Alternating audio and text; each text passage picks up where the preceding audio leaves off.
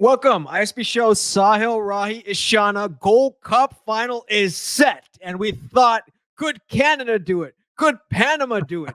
But some things do not change. And the final is USA and Mexico in the Gold Cup final, guys. That's the way it should be. It really feels like we should have expected this all along, Ashana. We should have known it was all going to end with the US-Mexico final on a Sunday afternoon.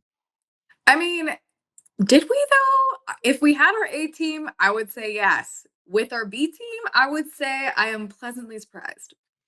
Yeah, I think the US has done well to come to this final. Mexico's done it almost easily under the radar, cruise control, but it's exciting. I'm excited. This could be a fun one. It's going to be a fun one. Let's first talk about how everyone got there. Two matches that happened yesterday, US and Guatemala. And right, Guatemala, let's give credit to Guatemala. We have some Guatemalan fans out there who were kind of speaking in the comments, and they were saying that, Guatemala can get it done. And Guatemala made this a very hard match for the US. If you're a US fan, you cannot deny the fact that you spent the last 20 minutes of that game fearing for your life because the stadium was going nuts. Guatemala was pressing. They possessed the ball. My goodness, they look dangerous. This is an impressive Guatemalan team. I didn't expect it coming into the tournament because of that first game against Jamaica in the qualifiers. But boy, Luis Peña has this team playing really well. This is a team that should qualify for the World Cup. Man, they look fantastic. Yeah, I completely agree. And based on their group, I really think that they can qualify for the World Cup. And I would love to see them there. In general, would just love to see more CONCACAF presence. And I think they would be a great competitor. Okay, so yes, Olger Escobar, Rahi, your guy, getting the goal. Olger Escobar looked incredible. Yeah, I mean, yeah, you have to think, if you're Guatemalan, you probably thought you were going to get that goal, right? The way you were pressing, the way you were attacking. Matt Freese has a nice late save. But also the way the U.S. has been conceding. Man, I think if you're Guatemalan, everyone in that stadium probably believed they were going to tie that game. But remember, what's more important, yes, they get a third place game against Honduras, which I think they will have a good chance to win. But more importantly, the qualifiers are coming next, and they are set up really nicely. And that's what matters most. The confidence from this tournament will help them take that into the World Cup qualifiers. And we could be seeing Guatemala in a World Cup, which would be incredible. Okay, let's talk about the U.S. now. We got to talk a little bit. Ishana, your main man, it was the Diego Luna show, and we all got tickets to it.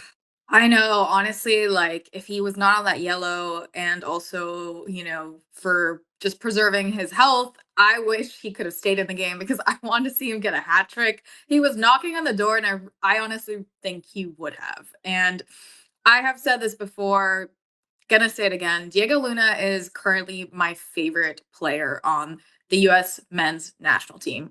This including all the players on our A squad who were not playing today.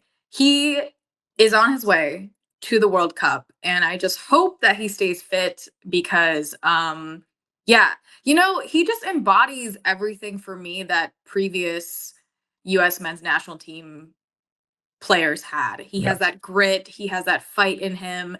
He clearly, this means so much to him, and I think that's contagious, and I really think that translates into the rest of the players. And for whatever reason, I don't know what's going on behind the scenes, but he feels like he has a leadership presence on the field. Just small things like him lunging for every single ball, for just playing these lovely through balls, his nutmegs, like everything. It's just the amount of times he's set Ajaman up in this tournament for Ajaman to then do nothing with. It's just, we could have an entire episode on that. He's become the heartbeat of this team in such a short time. And he's honestly the most likable player. One of the most likable players in this entire roster. He feels like the new face. Of course, Christian Pulisic is the US's best player, but Diego Luna embodies that spirit, right? That heart, that American spirit that really we've seen in past generations, as you said, and it's been missing for a while, and they've been tough to watch, and they haven't had those personalities. And this guy feels like somebody that the country is going to fall in love with. And he feels like a guy who's going to set the World Cup on fire. I completely agree.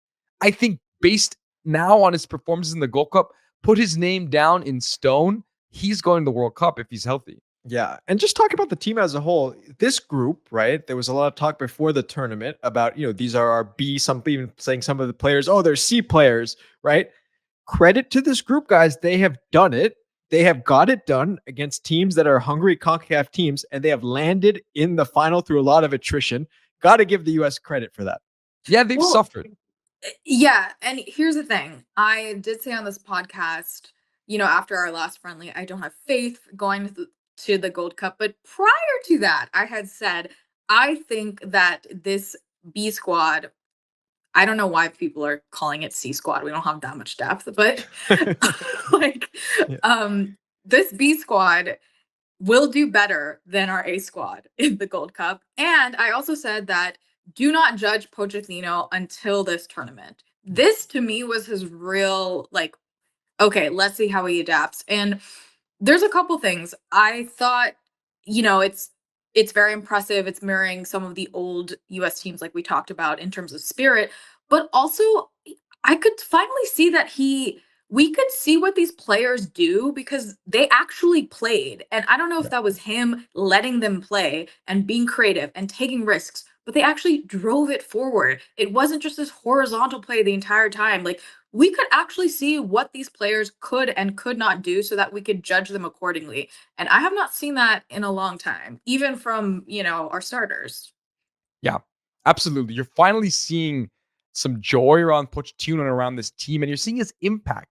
I would say that Diego Luna and Malik Tillman you can see the Pochettino effect, right? They've gotten that confidence that he gives to young players. They've grown into these roles. He's having that impact. And you can see it finally why we hired this guy and hopefully the positive effect he can have on the team, because now you're seeing a team, as you said, Ishana, that doesn't look like they're going through the motions or playing to a script.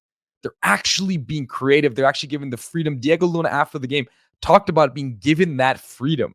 Freedom within a structure, yes, but freedom nonetheless. That doesn't mean there aren't problems. We'll get to those problems in a second, but it's nice. It's good vibes. So I have a question on that. What do you think tactically Pochettino has done in this tournament that you feel like has made a difference? Yeah, I think what he's done is he's allowed them to play forward. He's encouraged them to play forward more often and to find those little pockets of half spaces, right?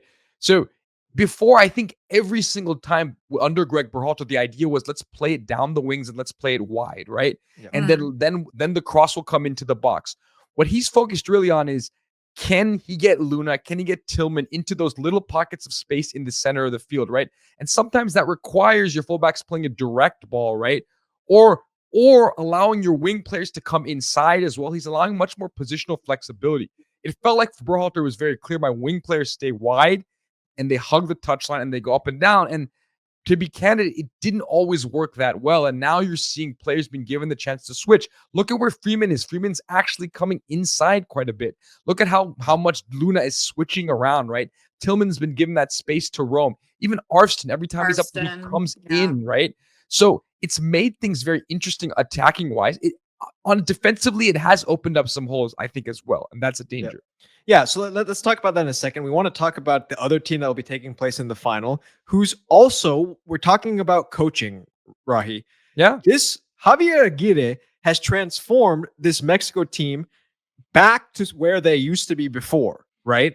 And you see that exemplified by this young teenage sensation, Mr. Gilberto Mora, who is 16 years old. And he had partidazo this match against Honduras. I mean, what a silky player he is in the middle of the field. But you're right. Javier Aguirre has brought back that Mexican confidence, right? That you see this team on the field. They're daunting. They're scary. They move the ball side to side, back and forth. It makes the opponent so tired chasing the whole time. And the other thing is he's got two center backs now. He's, Montes and Chavez, who are playing really, really well, and they're not conceding goals. They look a very, very steady ship. And when you look at Aguirre on the sideline, that's what you see, right? He's an old hand. He's done this before. He's a steady presence, and it's exactly what Mexico needed. And as you said, quietly, they've turned the page to a new generation, right? Think about, we were wondering what's going to happen after Chucky Lozano, what's going to happen after Tecatito Corona. Now they've turned the pages and they have a 16-year-old who looks like he's going to be the next big thing in Mexican soccer. And the team is actually quite young all of a sudden, Shana. Yeah. Yeah, they look fresh, and I really think they're going to perform very well in the World Cup. Yeah. And Shauna, you've always been a fan of the two Jimenezes up front, Raul I and have. Santi. And what I love about this team, right, is that in big moments, your big players step up. And again, Raul Jimenez is Shauna getting the goal that's needed in this particular match. So Yeah, I mean, they've become a pleasure to watch, I think, which we haven't seen in a while. I think from, I think there's a little bit of pressure that's been lifted for some reason. Maybe because they have these, heavy hitters now, but it's a different Mexican national team. Yeah. Consistency too, right? I mean, if you're a Mexican fan, you're used to seeing some of the same faces now, right? Right. You see Montes in the back, you know his face. Edson Alvarez, he's confidence personified, right? Alexis Vega, all these guys that we've seen now time and time again. And it's like, as a fan of the US, it's these players that you fear. You look at them, you see them lining up, you see them in the national anthems, and you're like, man, we have to play this team.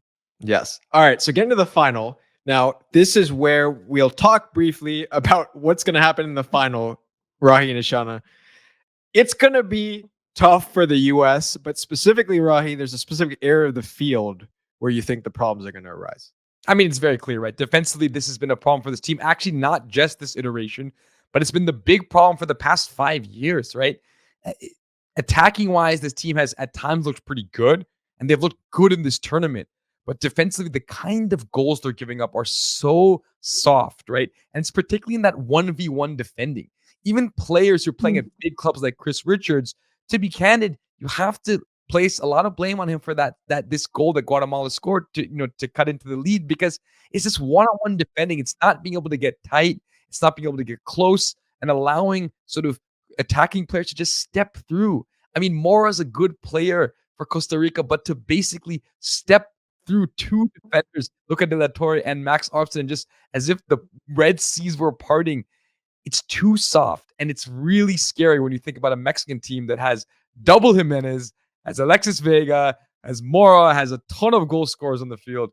Yeah. Ooh, it's going to be tough. Yeah. I mean, I agree. I think, obviously previous generations of U.S. men's national team, I think we had some strong defenders. And the problem is we also, with Matt Freese in goal, we don't have that strong keeper to pick up those mistakes as well. He did have a great save in this game, and obviously we know he's excellent on PKs, but yeah, he's shaky on the field. He's definitely shaky on his feet. And it's interesting because the women won today too, and we don't usually see both these teams win. It was a nice day, but they're also missing, I think, some depth in defense in terms of subs. But for us, we're just also trying to get our basics down still.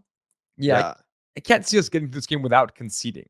Yeah. But there's a good chance that we can score as well. And so I think that is what was really strong about this match is coming out and scoring early. I think if we play on our front foot and do that, then that's our best chance, because otherwise it's a very tough game. I mean, credit to Pochettino for, I think it's a good step with US soccer for getting there, but that is going to be the only card I think we can play. Yeah.